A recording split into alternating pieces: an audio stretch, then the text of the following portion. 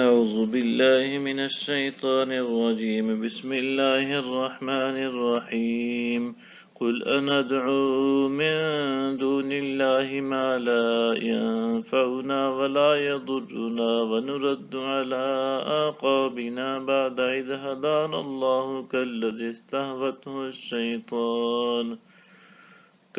استهوته الشيطان في الأرض حيران له أصحاب يدعونه إلى الهدى ائتنا قل إن هدى الله هو الهدى وأمرنا لنسلم لرب العالمین۔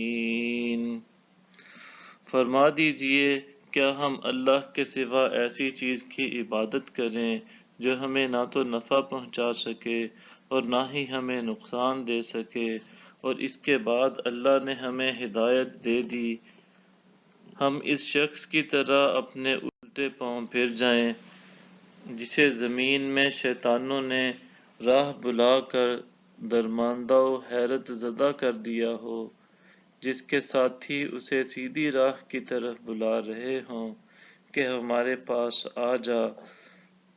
فرما دیں کہ اللہ کی ہدایت ہی ہدایت ہے، اور ہمیں یہ حکم دیا گیا ہے کہ ہم تمام جہانوں کے رب کی فرما برداری کریں۔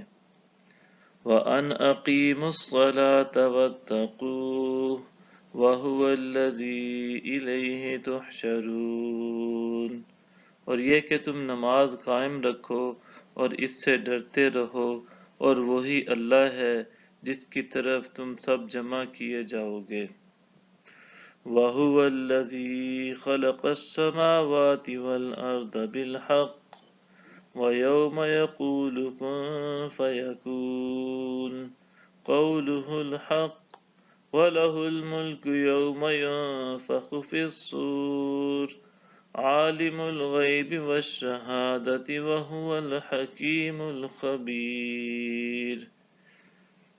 اور وہی ہے جس نے آسمانوں اور زمین کو حق کے ساتھ پیدا فرمایا ہے، اور جس دن وہ فرمائے گا ہو جا تو وہ ہو جائے گا، اس کا فرمان حق ہے، اور اس دن اسی کی بادشاہی ہوگی جب سور میں پھونک ماری جائے گی۔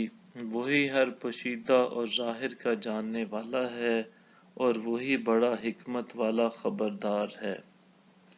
وَإِذْ قَالَ إِبْرَاهِيمُ لِأَبِيهِ آزَرَ أَتَتَّخِذُ أَصْنَامًا آلِهَةً إِنِّي أَرَاكَ وَقَوْمَكَ فِي ضَلَالٍ مُبِينٍ۔ اور جب ابراہیم نے اپنے باپ آزر سے کہا کیا تم بتوں کو معبود بناتے ہو، بے شک میں تمہیں اور تمہاری قوم کو صریح گمراہی میں مبتلا دیکھتا ہوں۔ صدق اللہ العظیم۔